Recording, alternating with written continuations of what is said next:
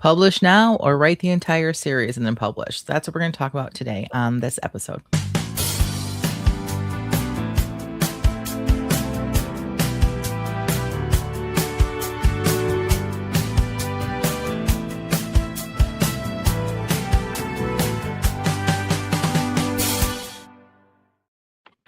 Welcome to the Christian Indie Writers Podcast, where we inform, encourage, and support Christian indie authors on their journey to publication. I'm Jamie Hirschberger. I write short fiction under the pen name J.R. Nichols. I'm Jennifer Carl Tong, and I write historical Christian romance. I'm Christina Catane, and I write Christian fantasy. Welcome to everybody. Those listening live include Piper. Hi, so good to talk to you. And Jen, are there others? I'm somehow lost in my... It's okay. Annalie is also here as well. She says good morning or afternoon in Sweden. It's past 4 p.m. She says happy to be able to join live as we have a national holiday, midsummer today. Wow. I want a midsummer holiday. Wow. All right. Is literally in Michigan yesterday.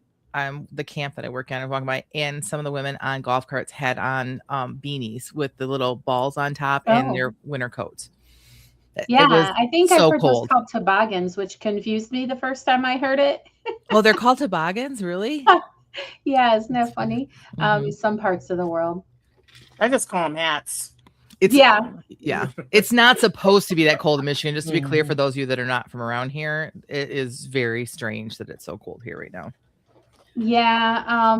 Fortunately, there was good weather for me when I was up there, not to brag. And it is not cold down here. We're kind of having like a heat wave thing. But anyway, I digress. We do appreciate all of you who are listening, whether it's live on Fridays at 10 a.m. Eastern, or if you just find us where you find your other favorite podcasts. We're very thankful for you and happy you could join us. If you wouldn't mind going over to our YouTube channel, liking, subscribing, leaving a comment or two, we'd really appreciate that, as we are trying to increase our reach. And we'd love to inspire more writers to get published. And that's what today is kind of all about, isn't it, ladies? Our topic today is basically pulling the trigger on the publishing pop cork gun, right? We're wanting to get it done. Does anybody care to speak as to why we're doing this topic? It's a little controversial. I know, Jen, you said, first of all, wouldn't you think that this advice is not advice that's given frequently? Oh, no. This is definitely a hot take, like that could get some angry comments in the comments, which is fine because we never get any of those. So I guess we're due for some. But when we were starting out, and I still hear it today, some of the advice from experts is to wait until the entire series is done before you publish. Or here's one that I really vehemently disagree with. You're not going to ever publish your first 5 books. Like, your first 5 books are garbage. By the time you get your 6th book, then you can publish that one. And that one was a very strong, commonly shared thing in social media and on YouTube when we were first starting out. And I was like, baloney. My first book isn't garbage. And maybe there was a little bit of like, oh, I'm so good kind of attitude. Maybe like, I do think that sometimes I waffle between like imposter syndrome and no, I'm great. Like, I don't know that would say I'm conceited, but so you also want to make sure that you're doing your due diligence. We talk about that, ladies and gentlemen. You guys know we talk about editing, and we talk about making sure that your book is good enough to publish. But I think that your first 5 books are throwaways? Absolutely not. So for me, the right decision was to publish. And so we decided that that's what we're going to talk about today. Yeah. And we were talking just in general about how actually publishing was the right move for all 3 of us, but for different reasons. Isn't that right, Tina? Yeah, I think that, well, for me, if I hadn't published, I would have quit. Same. Yep. I say that a little bit in my writing. I'm going to try to be really careful and not like take everything that I put in my writing sprint today in the episode. But yeah, I agree with Tina. I think I would not be a published author right now if I had. Right, because if you're new to the show, you might not realize that we do a piece of writing before every show to a 15-minute timer, and we all write to the same prompt, and then we share. And today's prompt was about this topic specifically to each of us, and so that's what Jen is talking about. I'm also going to try to be careful not to bore you by repeating a bunch of stuff that I wrote into my sprint. Okay. So our first point that we wanted to cover is something, basically we want to talk about like the pros of going ahead and publishing, right? And the first pro that we have is that a published book can teach you a lesson that an unpublished book never can. Yes. In fact, possibly more than one lesson, wouldn't you say? Agreed. Absolutely. Ultimately, your beta readers, like having beta readers is very important. Tina learned that with her first book when she sent it out to betas and realized that she needed to backtrack a bit and do some different work. And so having either a group of people or like one or two people that you always let read your books is really important. But honestly, like putting your book out there for the world, the comment section will be the ultimate beta test. Your readers are going to be the ultimate beta for you. They're going to review, like they're going to give you their honest opinion because they don't know you. There's no connection there, right? So exactly.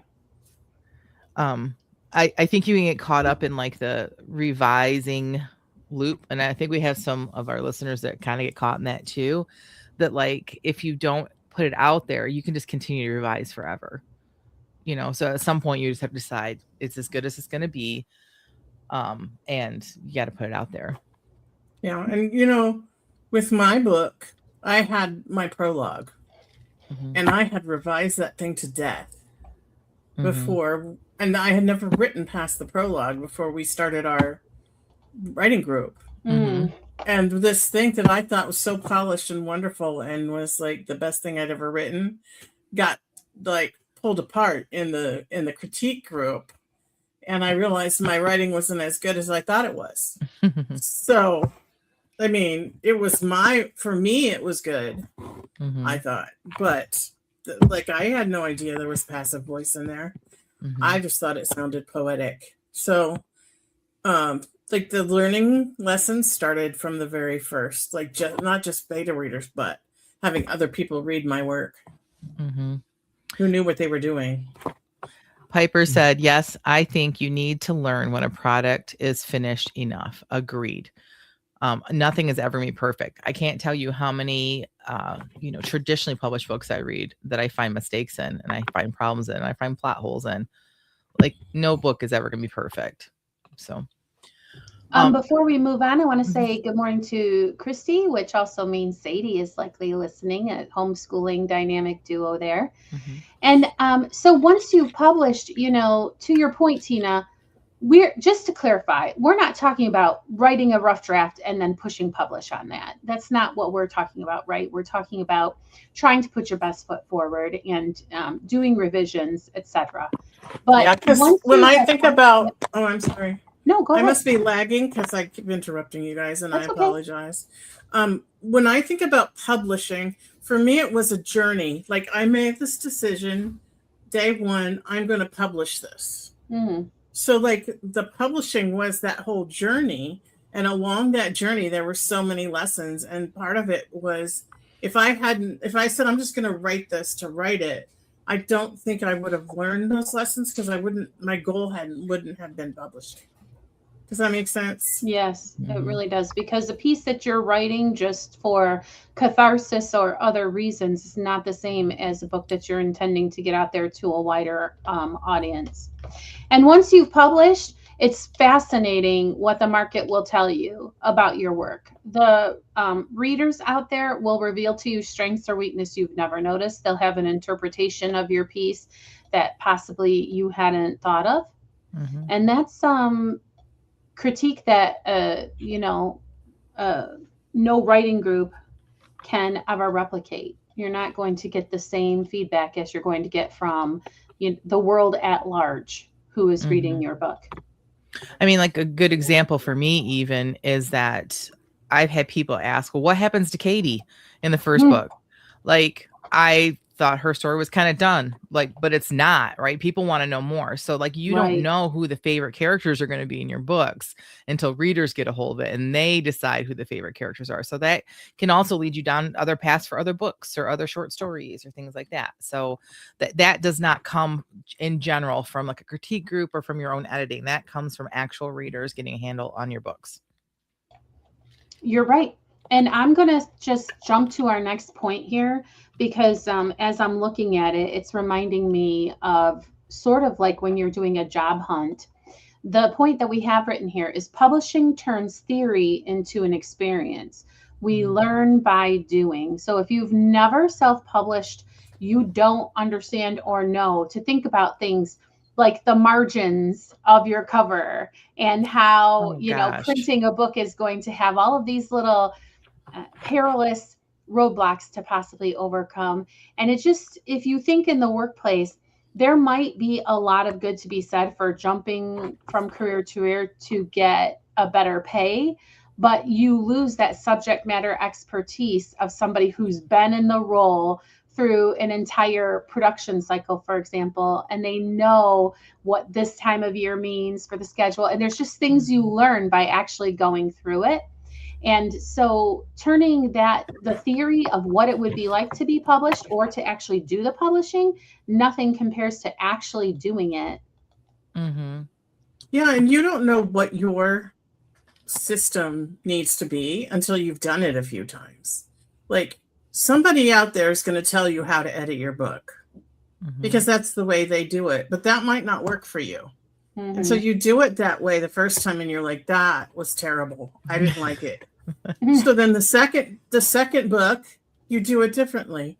And it might take a few books for you to figure out what your system that works for you is going to be. And so if we weren't doing those things, we wouldn't learn those things. I took a publishing course, like for writers. It was an online course, and learned all about publishing. And I still made some major mistakes with my first book and my second book. Like, I mean, like, remember the debacle where my chapters got screwed up in the second book just days before release, and I had to like try to get it fixed and everything before the book actually launched. I mean, it was a nightmare. They don't teach you that in a publishing course. That kind of stuff is not a publishing course. Like, you don't learn, like Tina said, you don't learn to edit by just taking an editing class. You do it by editing. You don't learn to write by taking a writing class. You have to actually write. You're not going to learn to publish without actually publishing. And I'm so glad I made the mistakes with that first book when I had a very small audience.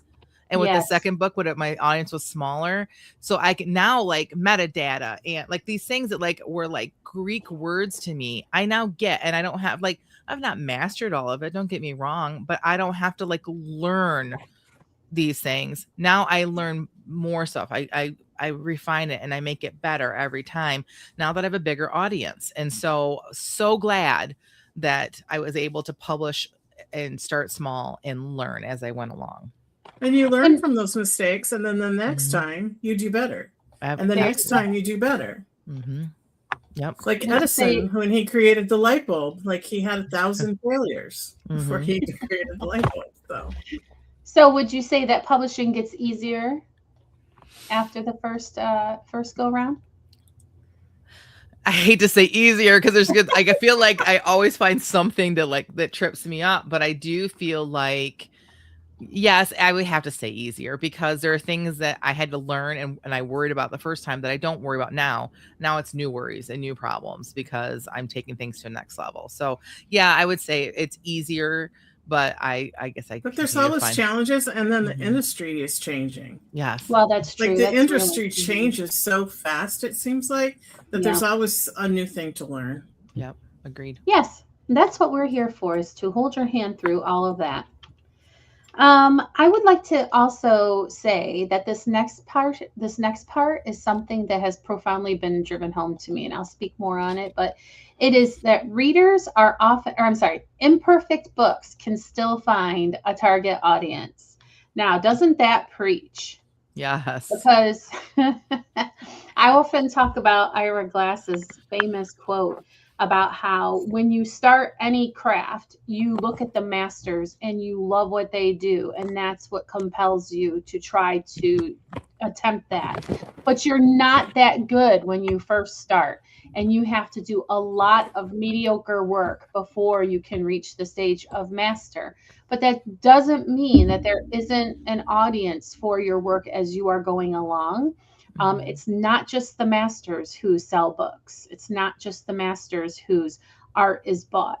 There's also early Picasso or whatever, and I'm sure whoever the artist is would say, well, that's not my best work, but Right. it's your early work, and even that tells a story. And even the masters are not for everyone.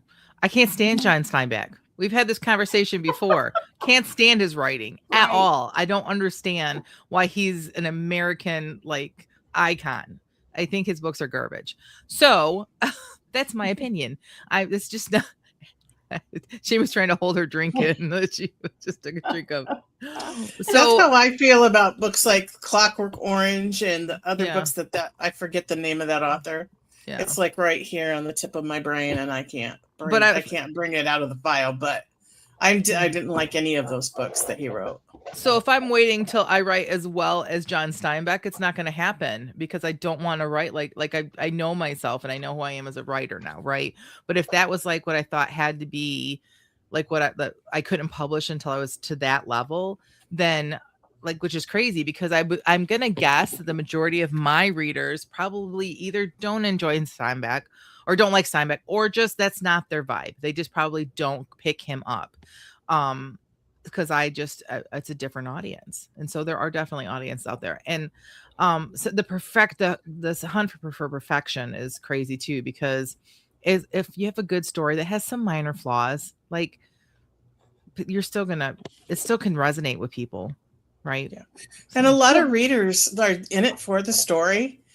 And there are very few readers out there that will put a book down because there's a few punctuation problems or, they don't care. They want the story. Readers are way more forgiving than writers are.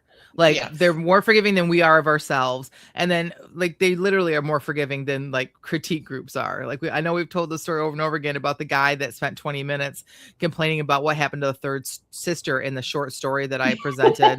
And there was no third sister. I wasn't able to speak. So there was no third. Readers are just much more forgiving than writers are. Yeah, and I just want to say that I'm not going to say what author it was, but I went and read some literature from my youth, so vintage literature. Oh, you're not going to call out like I do Steinbeck? You're going to hold it in?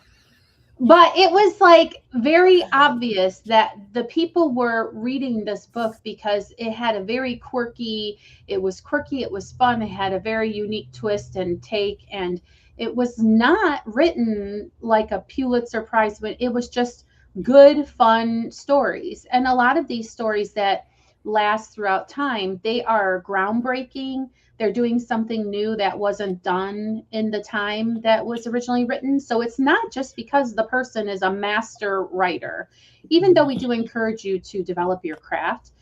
If you never know with your quirky take on reality or your interesting story point is just going to hit well, even though you think it's not masterfully written. I guess that's what I'm trying to say. Okay, so another reason that you want to go ahead and publish is because momentum can be a writer's greatest asset. What do you think about that? Amen. Hallelujah. 100%. Like mic drop, like all the things. Because without that momentum, I would have given up. Yeah. And every day I sit down because, this book I'm writing now, I got like all the chapter titles in a 15-minute download from the Lord during a prayer time. And I thought, I'm just going to pop this book out in a couple months and then I'll go back to finishing my third fiction book. No, there's like spiritual warfare going on. I feel like it's trying to keep me from writing it. And every day I want to give up. Every day I'm like, this is just too hard. And if I didn't have the momentum, behind me that I know that even when it's hard, I can power through and I can get it done, I think I would quit. Right. I think, like, and again, I don't want to give away my writing for today, but like a finished book does prove that you can finish a book, and not just finish writing it. Like, that is a big deal. When you first like hit the end, I remember I printed it out. My first book, I printed the whole thing out on a printer, and I made a video, and I put it in we had like a little group on Facebook, just our writing group. And I like put it holding it, the video of me like holding the paper, because it was like, it's a big deal, like to finish it. You're not finished. Right. You still have editing and all the publishing, all that stuff. So like just finishing a book is a big deal, but getting it published in a lot, that it creates this momentum of like, okay, now the next book, I got to get the next book. I can also, you know, what I think about too, is if I had wrote the entire series and I not learned from the mistakes of the first book, I don't think the last books would be as good as they are, because I probably would be still making the same mistakes that I was making the first book, you know? So Yeah. I think for me, it was definitely necessary that I put that first book out there. Well, Piper points out that it took her 4 years to finish her first published book. She writes slow compared to many, but she's much faster since that first one. So it's not taking her 4 years per book anymore. And I think she's kind of contributing that to the momentum that we're talking about.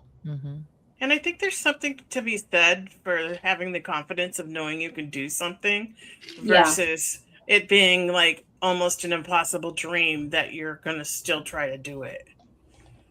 You know what I mean? And think about too, when you hit publish, like the success that comes from that, you're going to get people, even if, let's just say you only have 5 reviews, they're going to be positive. And if they're not, that's another lesson learned, right? If your 5 reviews are not positive, unpublish and start over again. But guess what? You wouldn't have known that if you hadn't hit publish.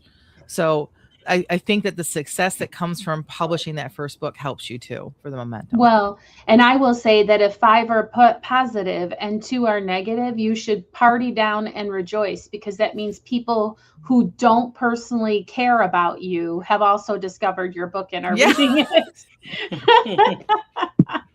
Because a negative review is not coming from Aunt Sally or, you know, Grandma Beverly. A negative review is coming from a stranger who read your book, which that's a terrific thing in itself. So that is not always bad, right? Agreed.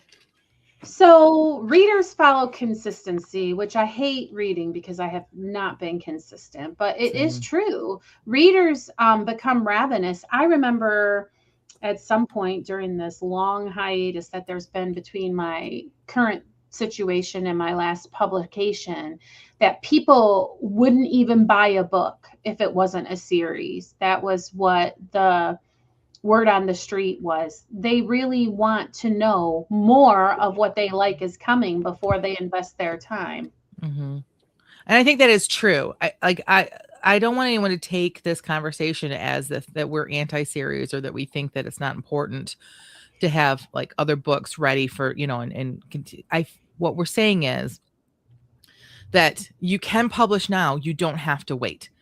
They have, like, every release becomes like an advertising for the previous books. And yes, there are people in this Netflix age that wait for the entire series to come out before they'll even read the first one. Great. Those people will come when the last book is published, right?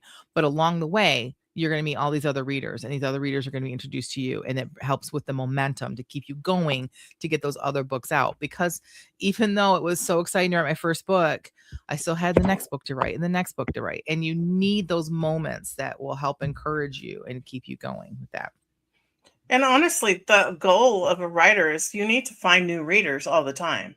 Like, that's how you sell books, is by finding new readers. And so making the people who won't read anything that's not a complete series wait just means there's new readers waiting for you when you get your series done. And you can do a whole new opening where you introduce all 3 books, or however you want to do it, to get those readers. That is a very good point. I would like to say, Susan Furlong, good morning to you, by the way. She loves my take on negative reviews. Yes. And it's the same for the podcast. If you love us, tell a friend. If you hate us, tell everybody. Tell everybody how terrible we are, please, so they can come and see for themselves. Thank you for that, Susan. Okay, so we've covered how readers do love multiple series, but we also want to talk about how motion beats perfection, right? Like actually having something done. And I feel like it's a little bit reiterative of what we've already said.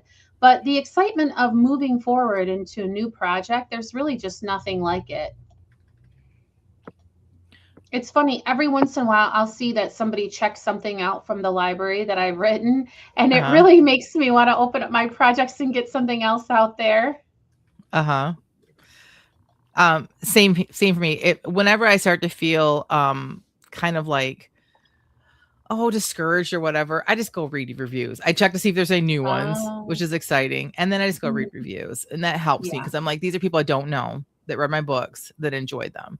And so it just means that I just need to do more. I just need to keep moving forward. So, and another angle on that is that since I published book 1 and 2 of my series, it matters whether I publish book 3. Because there are people that have read book 1 and 2 who are waiting for book 3. And if I hadn't published those, I would have I have that extra motivation of there are actually people who want to read it. Right. Well, and for me, this last point, I feel called out. It says constant tweaking can become procrastination disguised as productivity. And we have like a little question here. Have you ever revised a chapter because it truly needed work or because finishing felt scary? And I do think that both can be true of me, but you'll see in the writing sprint some advice that I have for myself about this. Because Jen and I have talked about this too. Sometimes you're scared to publish because you're worried that the truth is going to be that you're terrible and that nobody wants to buy your books and you're finally going to be discovered. It's like the imposter syndrome, except the hood gets pulled off in Scooby-Doo and your head is on the bad guy's body. And really, you're terrible, and who do you think you are is all going to come true, right? Right, exactly. We can sometimes be our own worst enemy, but I don't have the problem with revising a chapter over and over again. Like I pretty much try to get it done, right? And then I go back through and I do several edits. But for me, it's the publishing. I keep tweaking the release stuff. And the actual when I should that's me. So I do this, but it's not in the writing part. It's in the publishing part. So maybe we should look at that in another episode. Yeah. Jen's problems, part 1. A several part series. Part 100. Jen's continued problems.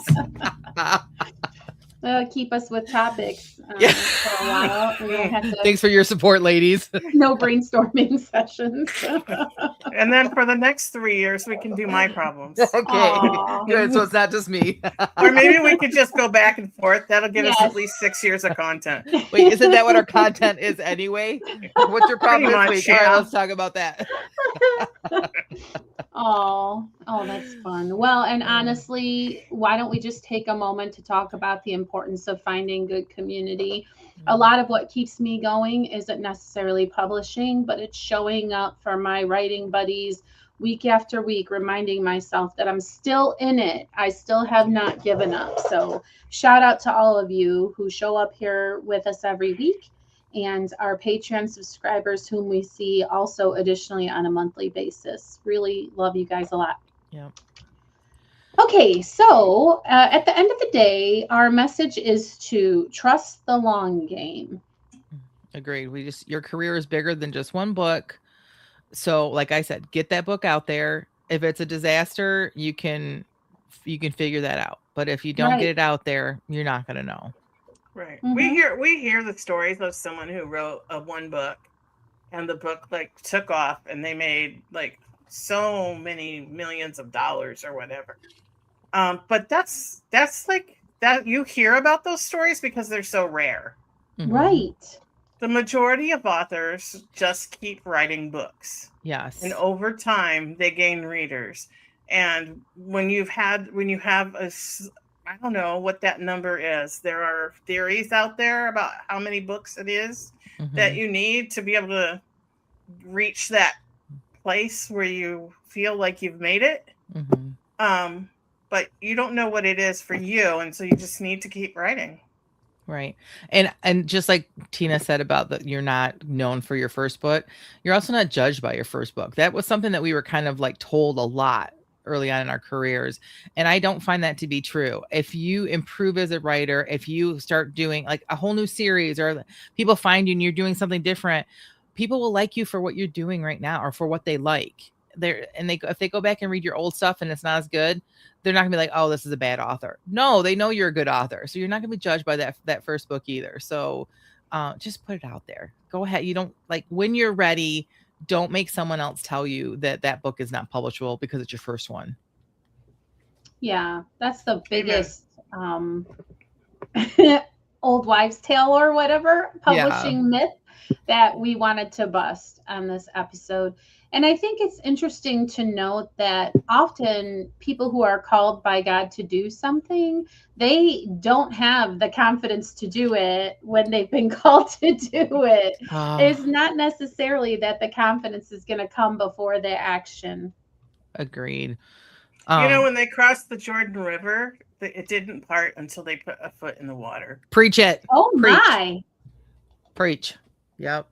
I never thought of that. That's really interesting to think about. Yep. And when he parted the Red Sea, Moses had to put his staff in the water. Well, you don't want to wait till you're certain to publish. Just like everybody tells you, don't wait till you're ready to get married or have a baby, because guess what? You will never be ready. Right. And one of my favorite sayings in the world of Christian leadership or Christian service is, God doesn't call the equipped, he equips the called. And I feel like that saying goes along really well with what we're talking about today, because in order to become proficient at publishing, you need to do it. You need to iterate.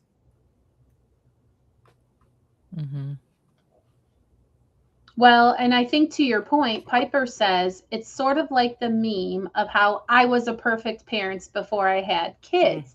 Finally, publishing shows you what you thought you knew but were wrong, which you can learn and move on from.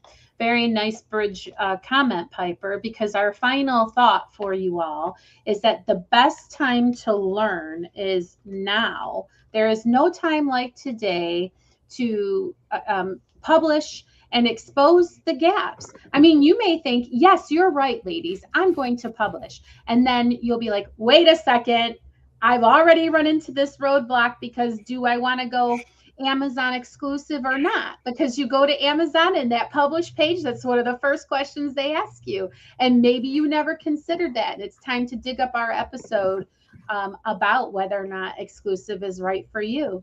So why not dip your toe into the world of publication?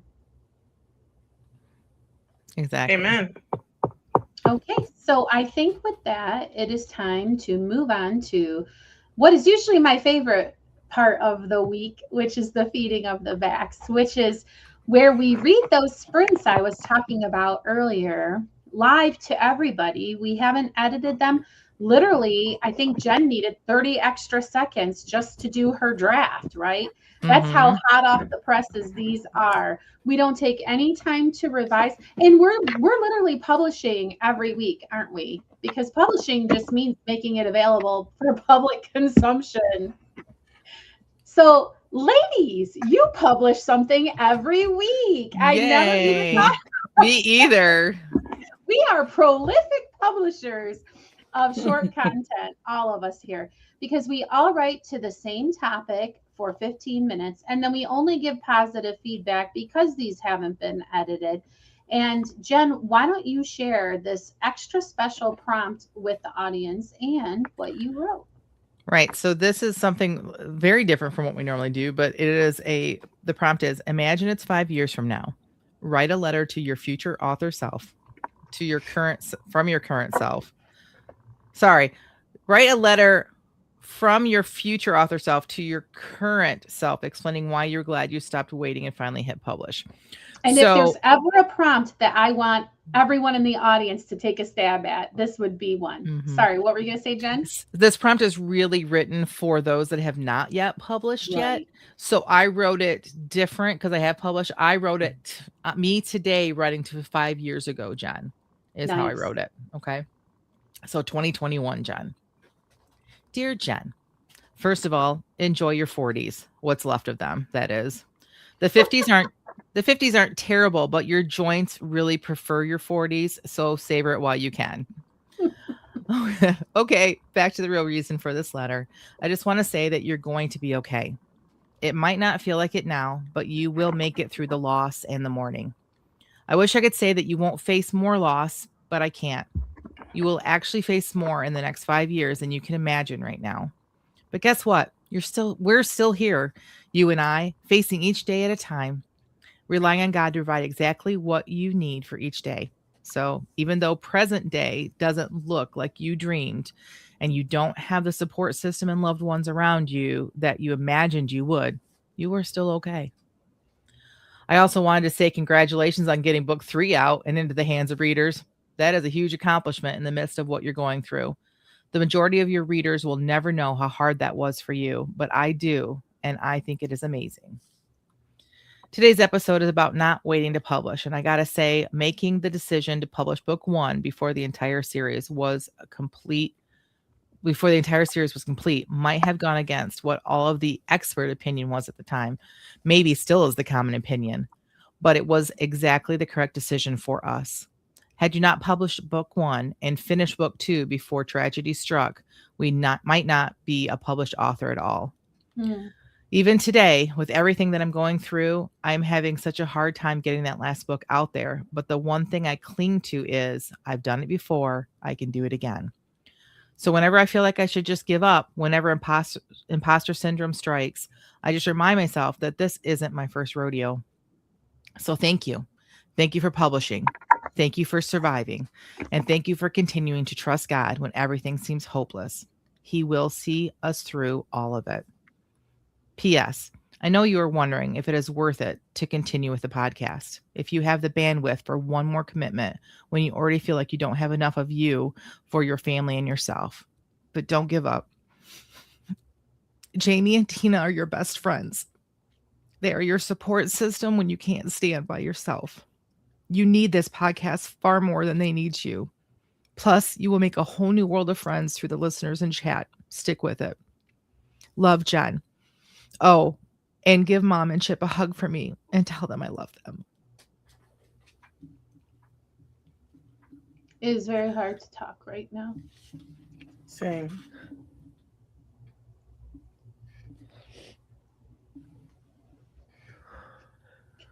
I too am really glad you didn't go anywhere. You're a very important part of my life. The same. I love you guys. We love you too. And I don't think I'll ever have the words to tell you how much you guys have meant for me and to me over the years. Well, you certainly have experienced a lot of grief and loss. And I think that the body of this podcast is very much what has it been, like 6 years or something? This is a 6-year exercise in just not giving up. Like, here are these ladies who show up week after week in spite of just having real life stuff happening. And kudos to you. And here you are 5 years from that. And I know that while, time is supposed to heal wounds and things, there have been other challenges that have come up. And it really feels like it's been kind of relentless. And it is very much something that we don't talk about a lot, but your perseverance through all of this is very admirable. Well, we all three have been through a lot in the past 8 years. It's been that we've been doing this podcast. 8 years. Oh my gosh. This summer it'll be 8 years. If you think about it, we started before my aunt passed in 2019 because I had to take a long leave of absence when all that went down, the first major loss. So we started the writing group in 2016 because and then remember, well, right after my cancer surgery, which is coming up on 10 years. Wow. That'll be 10 years this November. And then the podcast was a year and a half later we started it, maybe 2 years. And if you think about 341 episodes and there's 52 weeks in a year, we take time off. Yeah. So, yeah. You know, holidays and when just life happens and you just can't do it. Wow, we're almost to one for every day of a year. Oh, wow. So we could have like a podcast in a year. Follow this plan to listen to every episode of the podcast in a year. 365 feels like it should be some kind of a big deal, but whatever. Okay. Jen, thanks for sharing that and for being vulnerable. And I think you from 5 years ago would give you a big hug. And I know that I would if I were there. So. On a whole different note, when you said this isn't my first rodeo, like this video I saw the other day where a guy was walking around the rodeo with his shirt on and it said, "This is my second rodeo." I know. Let's go to a rodeo and get shirts that say, "This is my first rodeo." Actually, when I was little, I went to a couple. I went to at least one. I know. I think it's part of like I want to say it's part of the circus, but that isn't right. I just feel like everybody's dad just gets a random wild hair once in a while, and you end up going to a rodeo whether you want to or not. That's how it happened for me. I think it was pretty popular in the 70s too. It's still popular in the South, especially like Texas area.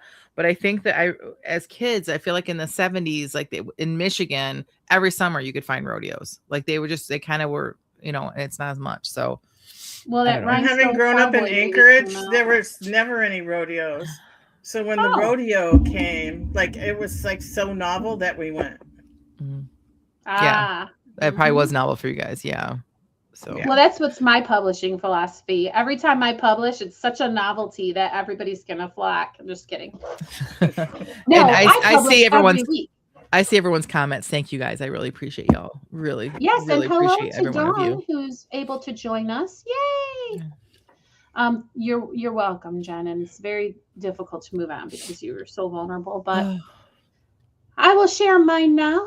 And I want to say Jamie did not want to write this, and we had to encourage her. This is one of those that was hard for Jamie. So yeah, Jamie, and I will say that I am writing from the future to meet. Like I feel like I didn't follow the rules somehow. I don't know. No, I didn't follow the rules. You probably did it correctly. Okay. All right. Hey there. First of all, I didn't even address myself by my name, which I noticed that you did. So good for you. I remember being where you are today. You've got so much going on, and a lot of it is terrific. And yet you show up for your writing commitments and each time face the fact that you are doing nothing to move your writing career forward. You think about how much of the year has already slipped away and anticipate having to tell your accountant that once again, your income from writing has not even broken triple digits. You feel shame and discomfort. But what I want you to remind yourself of right now is that you are a published writer. And in fact, the reason that you published Second Chance in the first place is because your strategic mind somehow already knew that the process of publishing a novel was going to be a very difficult and complicated journey. And don't forget your other works, and The Mom Ran Away with the Moon and Help Wanted. They are shorts for sure, but they are published. And you know how very proud you are of the audio versions of these works. So what, you might say? What have I done for me lately? Fair, I guess. But think back on that first time you published and why you did it. You knew so many future fakers, and you were so tired of all the promises they made that never ended up getting fulfilled. You knew you wanted to get something published, and I didn't write this part, is so that you wouldn't be like those future faking fakes. So what did you do? You spiffed up your short story and nosed around online until you figured out how to self-publish. It's as simple as that. Repeat the experience, right? No? Well, why not? I know what you're thinking. You're thinking, if I publish what I have now, I'll be embarrassed of it in 5 years. Well, I'm here to tell you that you will not be embarrassed of it. In fact, I can tell you that once you hit publish, you'll never have to read that book again if you don't want to. It doesn't mean that the book you publish is going to be perfect. I can tell you that the negative reviews will come for sure. But I can also tell you that the negative reviews can be the impetus needed to drive you to polish up that bonus material you cut and release more fully developed and realized experts that you took out before publication. What I'm trying to tell you is the book you publish in 2026 does not even really have to be complete. You are living in a marvelous time for someone writing futuristic novels. Imagine being Tolkien, forced to wait to release The Lord of the Rings until he had it fully realized with all the lore fleshed out. Imagine what he would have been able to do in today's age, where you can release to loyal readers exclusive content and backstory. Imagine how big his newsletter subscriber list would have been. In other words, spit shine your novel and throw it out there. You know the premise is good. You know the characters are memorable and compelling. All of that backstory you are worried about needing to be spoon-fed to your readers is stuff you can give them when and if they ask for it. The book was done when you said it was, almost exactly 5 years ago. It truly is ready for a simple edit and publication. Those delicious world-enhancing components you've been telling yourself are essential can become bonus content and reasons to actually sit down and write a newsletter. You've got this. I can't wait for you to become me. I love it. Jamie, I don't know why you were like not wanting to write this. Like, I don't know. I just was not feeling inspired. I feel encouraged listening to that. Like, yeah, I love that you talked about your works and why, like, and how proud you are of your audiobooks and like, good for you. Like, I think you need to listen to that back later, like whenever you're like, and I also agree with you that, what was the point you made that encourages you and make you want to go back and do it? Anyways, I enjoyed it. I think you did a great job encouraging yourself. Yeah, I think you made a lot of really great points, and that says a really great encouragement to yourself. And I can't wait for you to publish your book this year so I can read it. Thanks, I appreciate that. Piper says, "Imagine being in Tolkien's newsletter." I agree. And okay, those are great ideas. I agree. I just got to say that I listened to The Hobbit on my recent road trip. I really enjoyed myself. And then I turned on The Lord of the Rings and I was like, oh, here's why I think I don't like Tolkien. Because I actually looked up how long before this gets interesting. And it's like by chapter 10, all of the lore is done. And now there's actually a story. And I've realized that, like, I don't think I can wait 10 chapters, and I don't care about any of this stuff that he's talking about, like in the beginning. And like, how great would it have been to get the story, and then if I wanted all of that extra to like go to a website somewhere or like have it be a but he waited through world wars and all of this until he had all of that figured out, so that he could give it to his readers. Now, people who love this stuff are going to come for me, I know. And if you've only watched the movies, I don't want to hear from you because that's not fair. Agreed. So, anyway. Full disclosure, I read The Hobbit as well, and that's the reason why I didn't read The Lord of the Rings. I loved the cartoon as a kid, so I'm like, oh, I'm going to read this as an adult. And I did not enjoy it. I love the world building, though. So now that you say that, I might try reading it because the nerd in me, I might really enjoy all the world building and, not really care if I ever get to the story. Just I know that's weird, but I might, Yes. So Piper says skip ahead to chapter 10 and listen. All right. Yes, that was the plan, but I never got back to it. One more thing too. You got praise from Sadie. She says very positive. Thanks. Thank you, Sadie. My very first Hobbit book was actually like a big hardcover with illustrated pictures in it. And I actually like drew all the pictures because I like to like look at pictures and then copy them on paper and draw them before I ever actually sat down and read The Hobbit. And I was already invested because I had all these characters, like, because of the time it takes to draw them out. I was like in love with the characters. I don't know. That might not make sense, but 100%. Well, I don't know. Books. Andrew Sardkiss or something. I can't remember. I would have to look up who the narrator was, but he did an excellent job with The Hobbit. And when he did the Gollum voice, I was glad that it was like daylight outside because it freaked me out so bad. Like he was really into it. And so anyway, it was super good. I really, really enjoyed that audiobook of The Hobbit. But when the Lord of the Rings, it was like, who cares about this elfin war or whatever? I was just like, ugh. Anyway. So sorry, moving on. So Tina, what advice do you have from your future self? Okay, well, I didn't write a letter. I just wrote a little story because my Bluetooth keyboard was dead. And so then I was like scrambling around, like, how am I going to even write? So I think I lost several minutes before I decided to just use my laptop keyboard. So I was like this because my laptop's like up on a pedestal. We're rule breakers today. My first line basically was what I was really feeling when I started writing. So okay, here we go. I got nothing, she said aloud. Everybody sitting at the long tables between the stacks looked up at her. Sorry, she said. Some people smiled and went back to what they'd been doing, but one lady scowled at her over horn-rimmed readers. They were bright blue with a garish gold chain attached. Her purple blouse was covered with large white peonies, the stems and leaves several different shades of green, and her makeup, well, it was too much and too bright. Grace, grace, God's grace, she sang silently to remind herself not to repay hatred with hatred. She looked back at her white computer screen, the cursor blinking at her. The author inside her wanted to assign the emotion of impatience to the cursor, but she knew it had no emotion.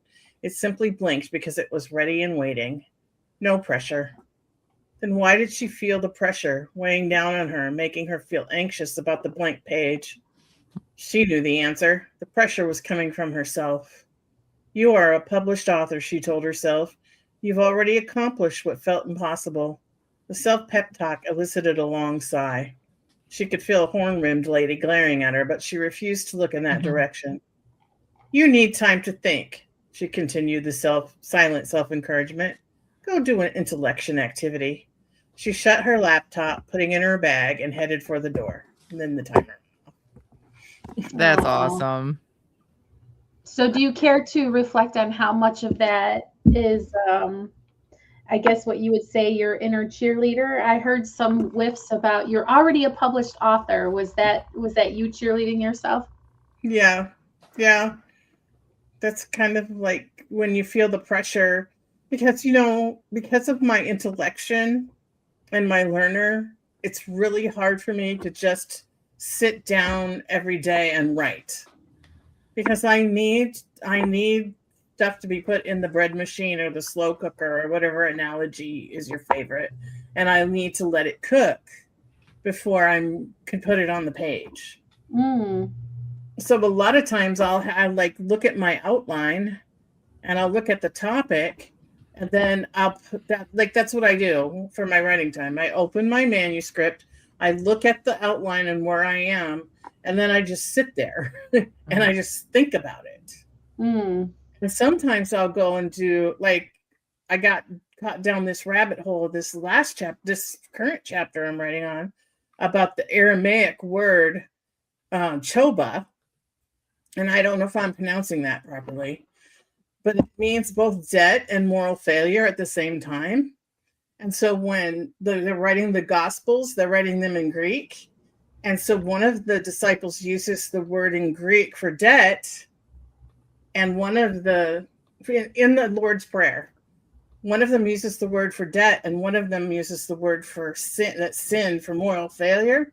But Jesus, who was speaking that prayer in Aramaic, used the word choba, which means both debt and moral failure at the same time. I like that. Oh, It's like a dual meaning. And so like I spent hours on this going down this trail of like, well, first of all, just because one person on the internet said that, is it true? So, you go down this thing of verification and then looking up the Greek and looking up the Aramaic and looking up the Hebrew. And I spent days, like we submit to our writing group once a month. And I spent most of that month just thinking and researching and thinking and researching and thinking. And I sat down and I dictated what I submitted to them in about 15 minutes. Mm. And then it took me about 2 hours to fix the dictation. Right. So I'm thinking, because I teach verbally, I thought if I dictate it, like what my teaching gift would come out. Right. But then I hate editing, and so that 2 hours was terrible. So I don't even know where I was going with all this. Just that, like, for me, writing is more thinking than it is writing, if that makes sense. Yeah, because, once you know what you're writing, we know you can write with speed. So it's like once you've decided what to write, it can come out fast. It's funny because you use the bread analogy, and it reminded me a lot of sourdough, how you have to feed that starter. So every day you put a little bit of flour in there and mix it up, and then it like percolates and gives you a product. Exactly. So, it's more like sourdough than a bread machine. Thank you. You're welcome. That's yeah. my new analogy. Well, I love you both, and I'm so happy that I didn't have to disappear exactly at 11 o'clock, but the corporate world has off for the Juneteenth holiday, so I didn't have to squeeze you into a lunch hour for a change. But it's been a really wonderful time. Christy says so much depth in thinking, Tina. Yes. And Annalise says, thank you so much for the beautiful words, so much meaning. P.S. I enjoy short stories a lot. Oh, good. Leaf by Niggle by Tolkien was easy enough to get through. Oh, I have to look that up. Well, thank you all for joining us today. And that concludes this episode of the Christian Indie Writers Podcast. So until next time, may your pen be prolific, may your deadlines be met, and may all of your words honor Christ. Bye now. bye.